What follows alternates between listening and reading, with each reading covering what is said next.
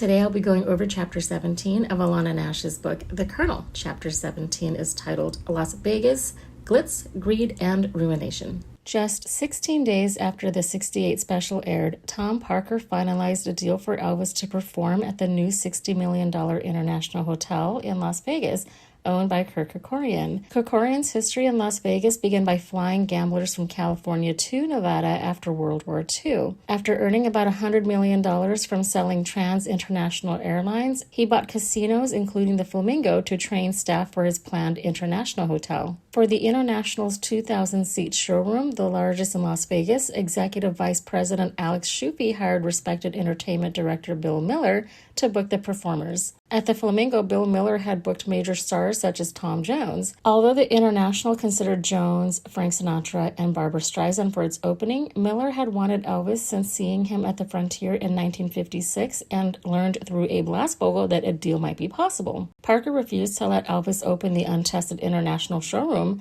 so Barbra Streisand was booked first and Elvis was considered to follow. Schuppe, who was in line to become president and director of the International, treaded very carefully, especially when it came to money. He told Parker he wanted Elvis but emphasized the risk. After years in films and 12 years away from Las Vegas, he was unproven as a live stage attraction. Parker confidently argued that he would attract unprecedented business to Las Vegas and use that promise to negotiate the strongest deal possible. Parker said, "You're going to find out what an opening is like when Elvis comes in. They'll come from all over the world." Schuppe considered the claim and agreed to move forward. The two men began negotiating the contract while rumors spread that Milton Prell had secretly helped broker the deal. One Las Vegas insider even claimed Prell was paid by the mob. In July 1969, Elvis would begin a grueling 4-week run at the International, performing 2 shows nightly, 7 nights a week. Parker demanded $100,000 per week, with Elvis and Parker covering the musicians and backup singers, and guaranteed every show would sell out. Schuppe wanted an option for a second engagement while granting Parker's demands for complimentary suites for both him and Elvis,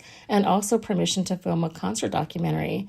Then the two shook hands. Parker staged publicity photos of Elvis appearing to sign the International contract at the hotel's construction site, with Schuppe and Miller beside him in hard hats. The actual contract was not signed until April 1969, and Parker never again allowed the hotel that level of access to Elvis. The photo became especially meaningful to Bruce Banky, the hotel executive assigned to assist Parker. Banky handled Parker's errands and Elvis's weekly paychecks, and Parker treated him with such warmth that Banky came to view him as a father figure. Parker saw Las Vegas as a way to serve 2 purposes: support his growing gambling habit, and reestablish Elvis as a major star for a new generation after the comeback special. Although touring would be more profitable, Vegas was the necessary first step in rebuilding Elvis's live performance career. Elvis, meanwhile, had remembered his promise to Steve Binder. To restore his artistic credibility, Elvis followed Marty Lacker's advice and recorded at Chips Moman's American Studios in Memphis instead of Nashville. During early 1969, the soulful environment produced major recordings including Suspicious Minds,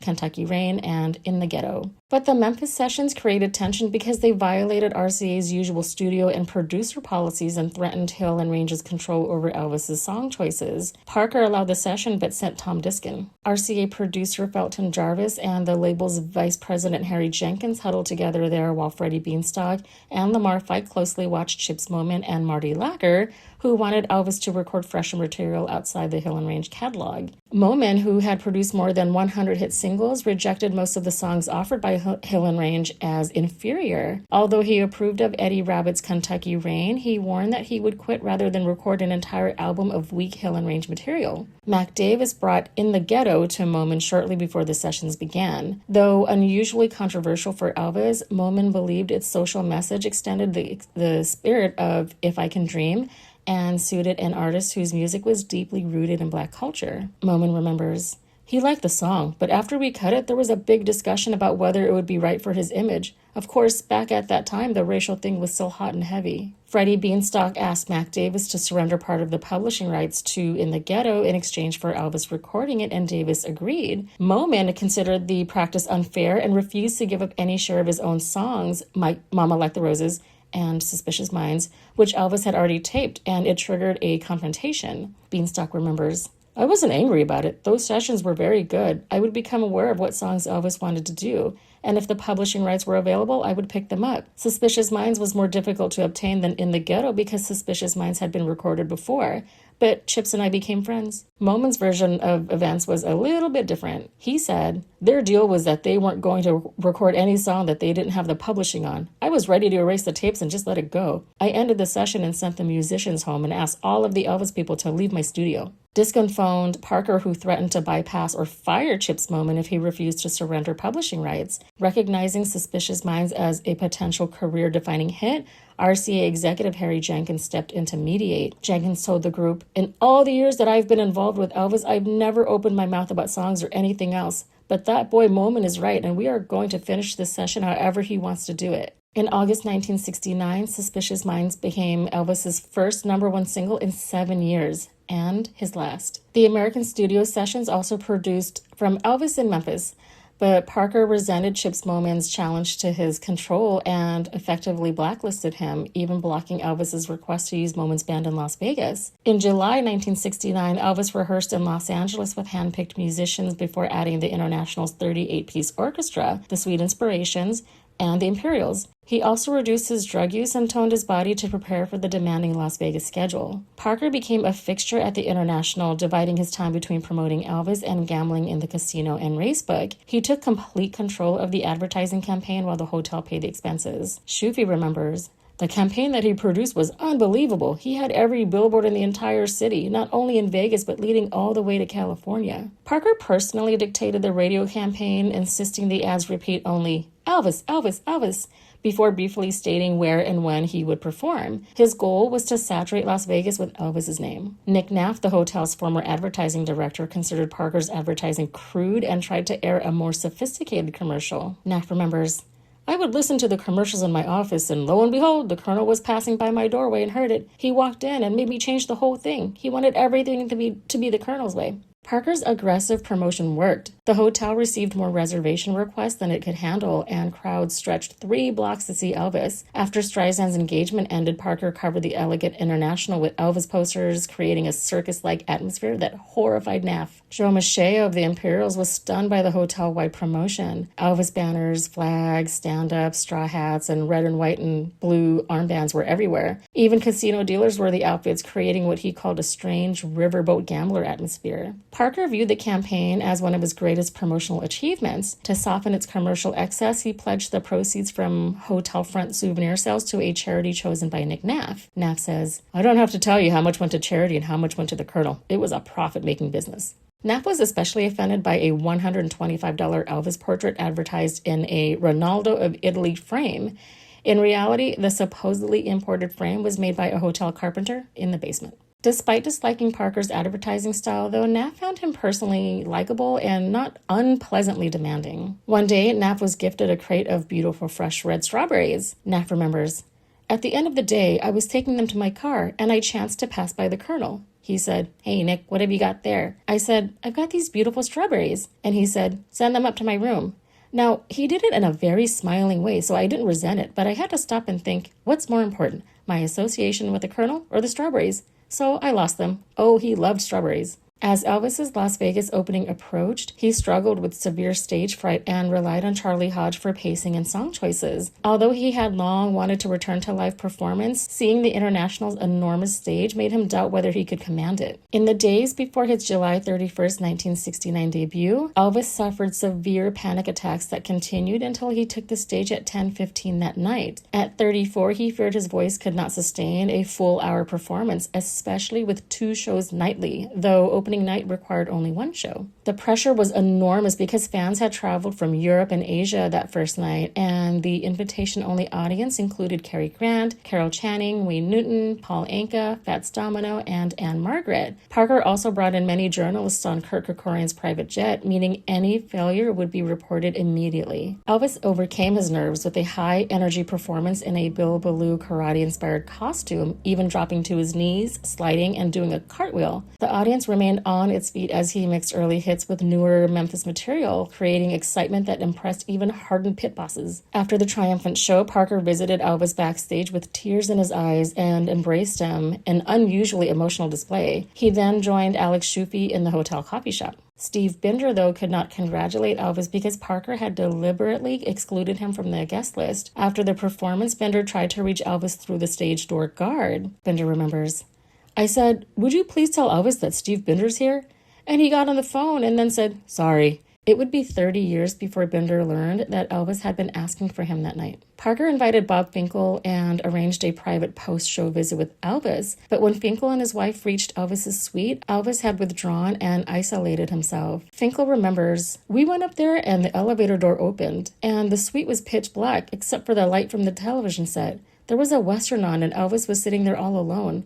After everything we'd gone through together, all he said was, 'Hi, Bob.' And then he fired at the television set with a pistol. It scared the shit out of me, and Jane and I got back in the elevator and went down." Meanwhile, at the coffee shop, Parker and Schufe drafted a new deal on a coffee-stained pink tablecloth. After Elvis's engagement drew 101,500 people and grossed $1,522,635, the hotel raised him to $125,000 a week for 2 engagements annually over 5 years, plus a Hawaii trip for Elvis and 8 guests. Parker achieved his desired $1 million arrangement, but Schufe thought he negotiated poorly. Given the enormous business Elvis generated for the hotel and casino, Parker could have demanded a sliding scale that increased Elvis's compensation with the profits. Schufe remembers, he says, "Now tell me again, you'll give me the same money for the 5 years? And I said, absolutely.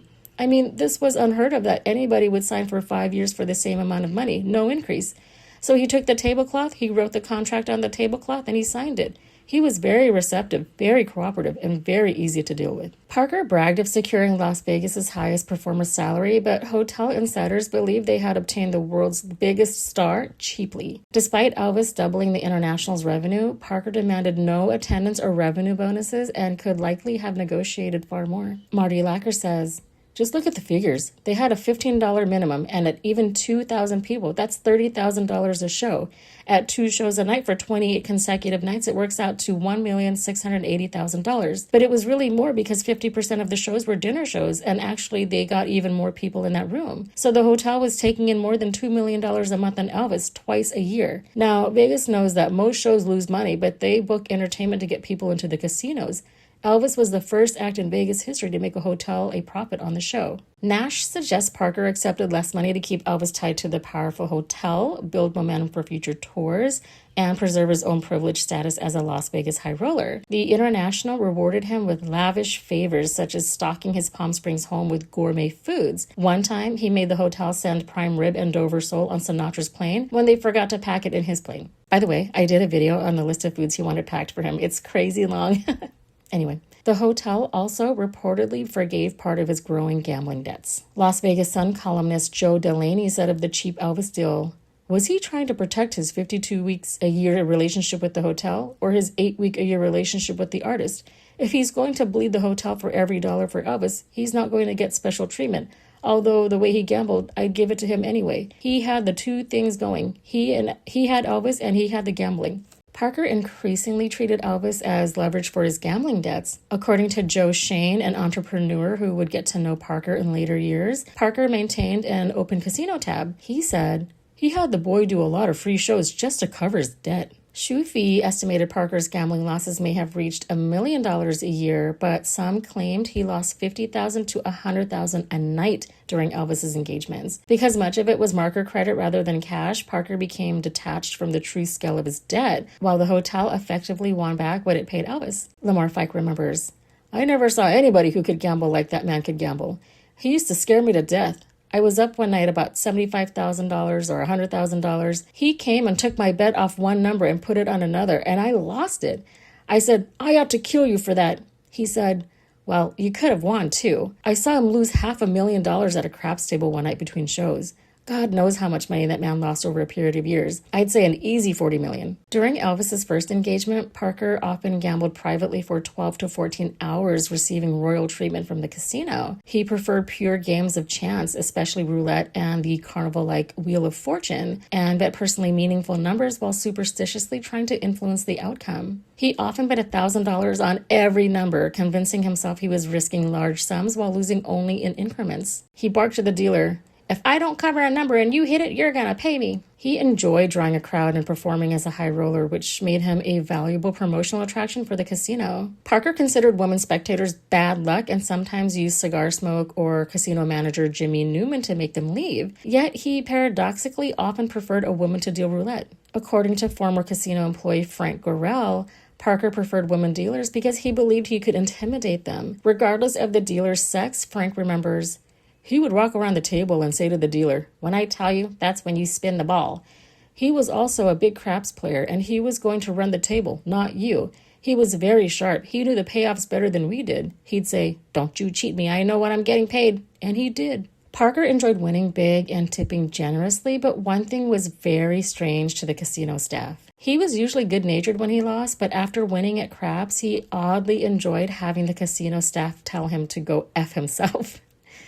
Gorell remembers, "He'd throw you in a couple of hundred if you treated him like shit. He loved that atmosphere when he was winning." Okay, that's really, really strange. Parker enjoyed orchestrating public humiliation, whether provoking casino staff or making Elvis's entourage behave foolishly, like oinking in front of authoritative figures. Perhaps being insulted may have eased his own guilt by confirming feelings of worthlessness. According to Julian Aberbach, Parker had $7 million in the bank in 1969 and once gambled responsibly, but Las Vegas intensified his addiction and he at one point recognized it. Aberbach remembers, "He told me, 'Don't gamble. There's no way in the world that you can ever win.' He lost all his money. It is a tragic story. Self-destruction on an unbelievable level, and equal to Elvis's self-destruction. No question about it." After Elvis's successful Las Vegas debut, Parker received many offers and settled on 2 for 1970. Following another Vegas engagement, Elvis would perform 6 shows in 3 days at the Houston Astrodome,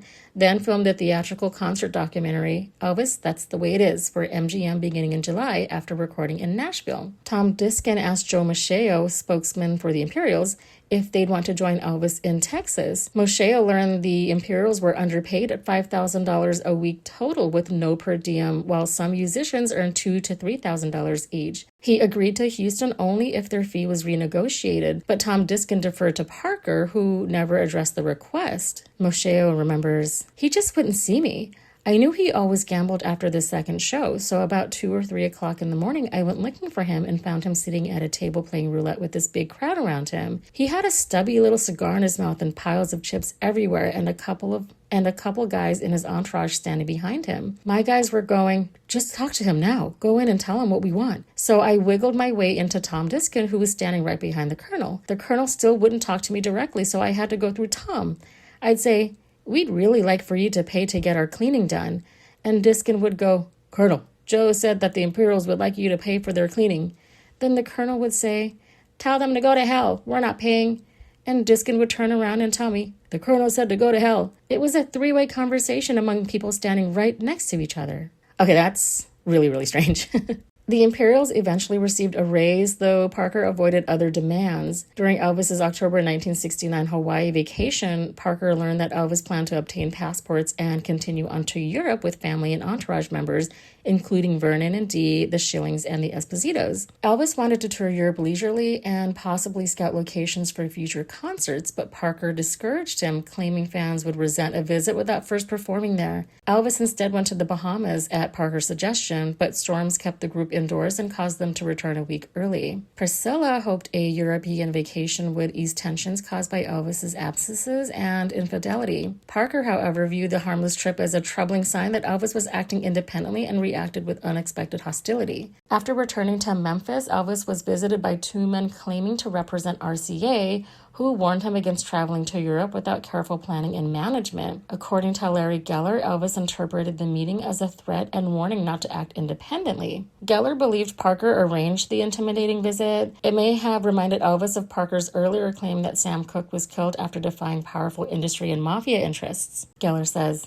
It was common knowledge that Parker was deeply into the people in Vegas because of his enormous gambling losses. Elvis became more aware of this as time went by and knew that he was Colonel Parker's bait and ransom, that Parker owned him, and whatever losses Parker incurred, Elvis would ultimately pay off by performing. That's sad. Poor Elvis. When Elvis returned to Las Vegas in January 1970, he looked exceptionally fit and vibrant. But Lamar Fike discovered that Elvis was now under the influence of pills about 60% of the time and becoming increasingly reckless with his drug use. Fike said, Elvis loved downers and he loved getting totally effed up. Downers will put weight on you pretty quick. It made Elvis increasingly paranoid too. In August 1970, repeated threats intensified Elvis's fear for his safety. Callers warned of a kidnapping and then demanded $50,000 in small bills to identify someone supposedly planning to shoot him on stage. Elvis also received a hotel menu with his picture on the front defaced with a gun aimed at his head. Someone wrote on it backward, "Guess who and where."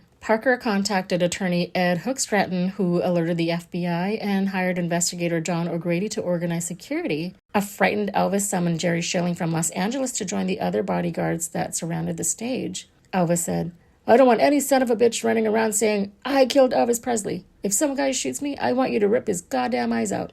Then he armed himself with a derringer in his boot and went on stage. With an ambulance and Dr. Thomas Flash Newman standing by, Elvis performed nervously. When someone shouted his name, he dropped to one knee and reached for the gun in his boot, only to realize the man was requesting, don't be cruel.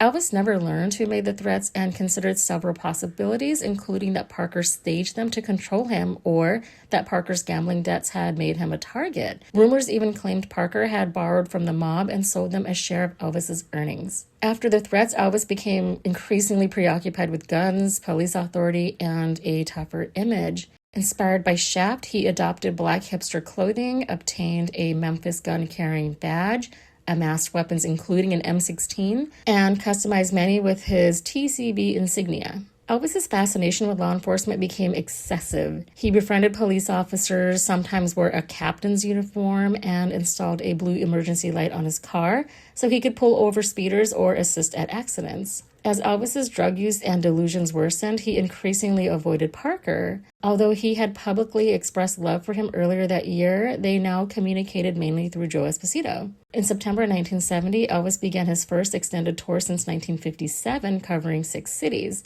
Most shows sold out within hours, helped by Parker's unusually low $10 ticket price, while the new company, Management 3, promoted 4 concert dates. Management 3 was led by Jerry Weintraub, who was managing John Denver, and Tom Hewlett, both experienced promoters who had pursued Elvis for nearly 2 years. They paid Parker $240,000 for 4 concerts and allowed him to control all advertising, even tolerating his intimidating negotiating tactics to secure the tour.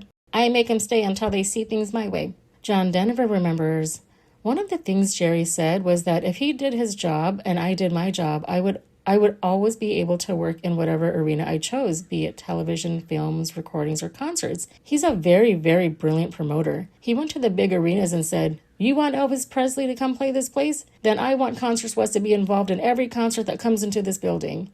And as a result of his influence in the concert market, Jerry had an enormous amount of clout with RCA and also with radio stations.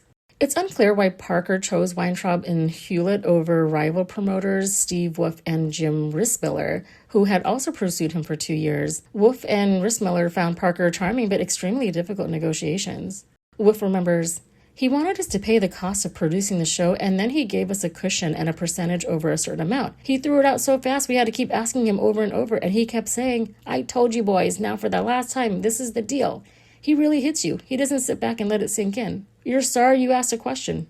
Parker told Wolf and Rissmiller that touring might hurt Elvis's Las Vegas business and claimed old obligations would come first. Yet only months later, he signed the tour deal with Jerry Weintraub. Parker tested Weintraub by demanding a $1 million deposit within 24 hours for an 8-day tour, this time for Concerts West in exchange for 65% of the gate. Although the money arrived late, Weintraub proved resourceful and largely passed Parker's test. Parker rewarded Weintraub and Hewlett with a share of concession profits, but remained strict about ticket access. He insisted in a telegram, we want our fans to be taken care of. When they wait in line for hours and hours, they are privileged customers. They come first. By late 1970, Elvis's tours were breaking attendance and revenue records, including more than $300,000 from 2 shows at the Inglewood Forum, surpassing the Rolling Stones. His road team included Joe Esposito, Charlie Hodge, Lamar Fike, Richard Davis, and Dr. George Nicopolis, aka Dr. Nick, who managed most of Elvis's medical and pharmaceutical care. At 61 years old, Parker still personally traveled ahead of Elvis's tours to supervise promotion, though his advanced trips were shortened from 2 months to several weeks. Sonny West accompanied him as security chief while also quietly reporting back to Elvis. Parker and Sonny arranged separate hotel floors for Elvis and Parker, along with private entrances to avoid crowds. They also coordinated up to 60 uniformed officers, giving Elvis and his entourage security comparable to a presidential motorcade. Parker meticulously planned Elvis's movements, using up to 4 decoy limousines and timing every route between the airport, hotel, and venue. By the time Al DeVorn announced, "Elvis has left the building," Elvis was already safely on his way. Once touring began, Parker arrived in each city a day early to inspect souvenir sales, ticketing, and promotion. He insisted on sellouts, pressuring RCA to buy giveaway tickets when necessary and otherwise using carnival-style tactics to boost demand. In the 1980s, Parker would recall a story from when he was in Salt Lake City. He said, "The rest of the auditorium was sold out, and we couldn't sell the last 2,000 seats for anything. Then, on the Sunday before the show, Elder Stevens, head of the Mormon church, died. The show was set for Wednesday. I called the radio stations and canceled all the ads. We weren't selling tickets anyway, and I figured we'd save $1,900. What we did was, instead of taking the ads, we made an announcement that we were dropping the ads until after Elder Stevens' funeral on Tuesday. Of course, the radio stations gave us all the announcements free. Then on Wednesday, the ads started again, and we sold out all 2,000 seats in 2 hours. It had to be the Mormons who bought the tickets." Another time in Pittsburgh, Parker sold the final 1,100 poor view seats by replacing the ads with a blunt message, admitting they were bad but were all that remained. The honesty created urgency, and the show sold out immediately. Parker's tour days began at 5 a.m. and often lasted late into the night. When Elvis flew to the next city after a show, Parker stayed awake until he received confirmation that Elvis had landed safely. Elvis's harmony singer Kathy Westmoreland remembers, "He made life rough for us on the road because we were going to bed at 4 in the morning and getting up at 7:30 to fly to the next city." Parker would personally greet the musicians on the tarmac in any weather, while Tom Diskin handed out hotel room keys. Once the group departed for the hotel, Parker immediately flew ahead to prepare the next city. In Las Vegas, Parker usually met Elvis before the first show and sometimes watched him perform. On tour, however, he rarely attended the concerts and never met with Elvis beforehand, even if he stayed the night in the same city. Despite his distance from Elvis on tour, Parker warmly entertained the children traveling with the show. As Uncle Colonel, he told stories about an imaginary giant centipede called the Googala and drew pictures for them to keep. It was probably a good thing that Elvis and Parker didn't spend much time together on the road because the accommodations were often terrible. Elvis was furious with the rundown, un-air-conditioned Admiral Semmes Hotel in Mobile, questioning why Parker had not inspected it and why they were performing there at all. He preferred even a modern Holiday Inn over an outdated luxury hotel. Concerts West was just as confused. Weintraub and Hewlett would give Parker a list of possible tour cities to approve, but he always chose the smaller cities. Parker deliberately booked smaller markets such as Monroe and Greensboro because few major stars went there, making sellouts almost certain. Even modest venues helped cover expenses between larger dates and showed Weintraub and Hewlett that Parker was not dependent on them. But Parker also chose these towns because of his old carnival connections, local influence, and familiarity with the hotels. Some bookings repaid favors, while the outdated accommodations were also extremely cheap. Meanwhile, Elvis's drug-fueled behavior became increasingly dangerous. He obsessed over police authority and carrying guns. He even fired at a car after the driver made a rude gesture, and once threatened Lamar Fike with a loaded .44 Magnum. At Sonny West's December 1970 wedding, Elvis served as best man while carrying 5 loaded guns, 2 gold-plated shoulder weapons, 2 pearl-handled pistols in his pants, and a Derringer in his boot. By late 1970, Elvis wanted a federal narcotics badge for authority protection and possibly cover for carrying controlled drugs. John O'Grady, who had noticed signs of drug use when Elvis took a polygraph test for a paternity suit, he noticed his breathing rate and pulse were below normal, offered to connect him with narcotics official John Finlatter. Meanwhile, Parker, who had just completed a deal with RCA to extend his yearly consulting fee for 5 years, was frustrated that he could only speak to Elvis through Vernon or Joe Esposito. Parker wrote a sarcastic letter to Elvis reminding him that TCB only worked if he actually used it. Nash writes, Quote, Vernon Presley was not pleased to see his son at odds with the colonel and told him so in a blow-up in mid-December. The time had come to replace the old bastard, Elvis argued, but Vernon told him he'd never find anybody better, end quote. Then Vernon confronted Elvis over his reckless spending, including $20,000 to $30,000 in gun purchases and $85,000 in Mercedes-Benzes for friends. Priscilla agreed the spending had to stop, especially after they placed a deposit on a new Beverly Hills home despite their troubled marriage. According to Billy Smith, Elvis had become dangerously volatile and unpredictable, like a caged animal. On December 19, 1970, Elvis secretly left Graceland alone and traveled to Washington, defying Parker, Priscilla, and Vernon.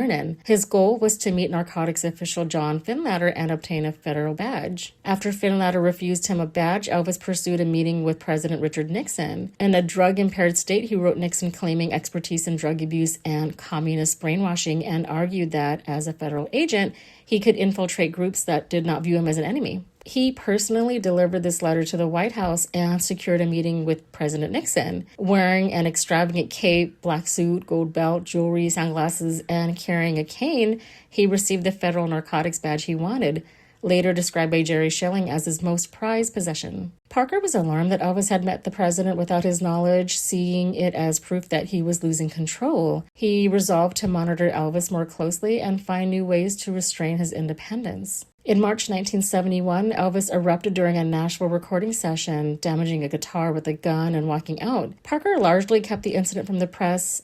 After Elvis was hospitalized for glaucoma the next day, Parker realized his worsening instability and sought new ways to maximize Elvis's earning power. He feared ending up like Oscar Davis, who had been reduced to living on Parker's $100 monthly support and who would soon be gone from the earth.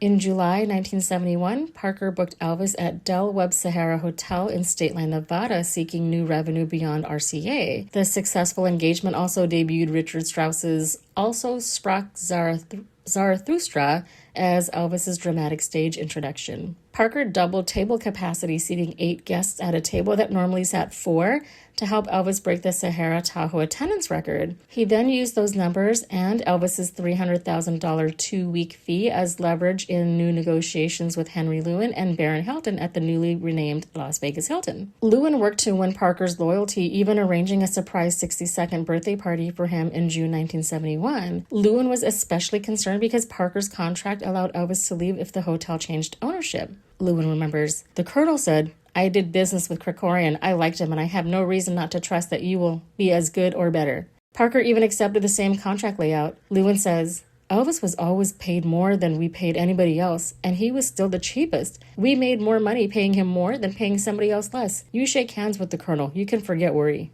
Although Parker loved Las Vegas, Elvis became exhausted by performing 2 shows nightly 7 days a week. By the 3rd year, Jerry Schilling said the routine had become repetitive, isolating, and increasingly dark and angry. Lamar Fike says, "Elvis was mad. He didn't want to do it anymore. He said, 'I want out of this place. I don't want to come back.' As a consequence, this seething cauldron of hate built up in Las Vegas." In August 1971, Elvis opened at the Las Vegas Hilton looking tired and heavier, and he was poorly reviewed, though demand remained so high that Parker added another daily show. By the 6th day, Elvis complained of the flu, cut a performance short, and began treatment with Vegas physician Dr. Sidney Boyer. By closing night, Elvis had recovered enough to finish in a jeweled cape and strike the dramatic pose that became his signature. However, press coverage focused more on his illness and repeated doctor visits than the performance. Shufi remembers, "He didn't have breathing room. It was a continuous thing. I even said to the colonel one time, 'Give him a breather, Colonel. Gosh, he needs a little rest.' He said, 'Oh, he's young. Don't worry. He loves every moment of it.' I think he could have let up a little, given him a little more time off." Lamar Fike says, "Nobody goes to Vegas and plays 4 weeks anymore. They do 5 days tops. And Elvis had such a high-energy show that when he would do an honest hour and 15 minutes twice a night, he was so tired he was cross-eyed. That's why he took that stuff, to keep him going, and because he was bored to tears." But Henry Lewin remembers, "I was there when Colonel Parker pleaded with Vernon Presley, and then they both pleaded with Elvis to understand the importance of taking care of his personal life." That fall, 1971, Parker may have considered selling Elvis's contract to Gordon Mills, Tom Jones's manager, as his gambling debts grew and Elvis became less predictable. Press reports, correspondence, and later confirmation from publicist John Moran to Marty Lacker indicate discussions likely occurred despite official denials. Nash writes, quote, The newspapers were more concerned, however, about rumors that Elvis and Priscilla were estranged. As Presley began another tour that November, Elvis replacing the Imperials with J.D. Sumner and the Stamps Quartet, and Parker substituting comedian Jackie Kahane for the alcoholic Sammy Shore, the singer became less guarded about his dalliances with other women. Within months, his marriage would be in tatters, end quote. Elvis had been hearing that Priscilla was involved with karate instructor Mike Stone. The suspicions grew through reports from the household maid and Lisa Marie, and Sonny West later claimed that he caught them together in the shower and told Elvis. In February 1972, Priscilla admitted her affair with Mike Stone and asked Elvis for a divorce, blaming their isolated and unhealthy marriage. According to Priscilla, Elvis responded with a coerced sexual encounter that bordered on rape.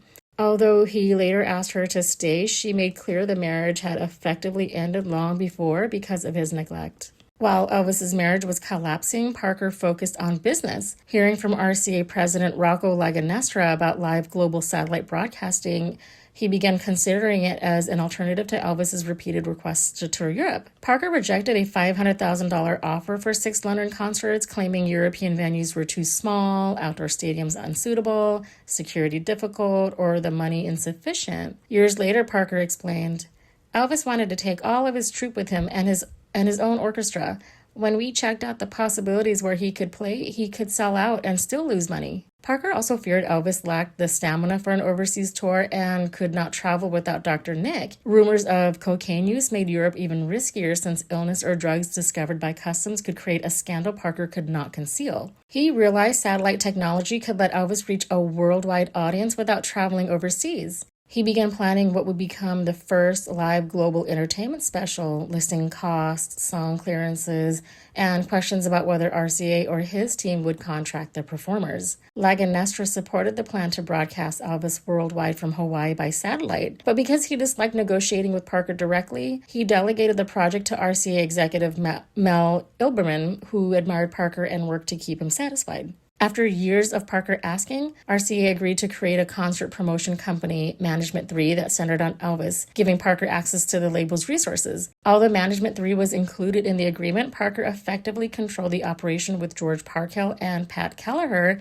of the promotion department. The first tour would take place in April. Parker kept tour expenses extremely low, paying one Tennessee promoter only $1,000 to handle ticket sales. Even Elvis's musicians had to buy guest tickets, and the show provided no backstage catering, unlike many smaller acts. Keyboardist Tony Brown remembers, "We finally demanded that we get some soft drinks, and eventually they started putting a trash can in our dressing room with Cokes and Pepsis and 7-Ups, but that was it. Occasionally, the Colonel would get on the bus and walk down the aisle and give everybody a $10 bill for dinner. Of course, once he left, there was all kinds of snickering and sarcastic remarks. 'Where are you having dinner?' That kind of stuff. And if anybody was late getting to the bus, they were fined $1 for each minute they were late." By February 4th, 1972, Parker recognized that touring had become more profitable than Elvis's films. 1 week after forming the RCA concert venture, he presented Elvis with a new contract. He changed his management fee so that after expenses and agency commissions, Elvis received 2/3 of tour profits and Parker received 1/3. Lamar Fike defended Parker's 1/3 share by saying, "There were a lot of things that maybe the Colonel didn't collect on like he should have." But Parker alone controlled how expenses and net profits were calculated. Joe Shane says, "People talk about the 50% and other outrageous splits, but there were times when the Colonel took it all. He was hiding the fact that he was going through Elvis's money. To see him negotiate deals for concerts was just unbelievable. A promoter would say, 'I want to do 10 dates in the Midwest.' And the Colonel would say, 'Okay, I'll take $1 million up front and half of it in cash before you sell the first ticket.' And he'd get it. He always wanted the cash. The truth was, he needed it." That's it for Chapter 17. Stay tuned for Chapter 18, which is titled Geek Fever. See you then.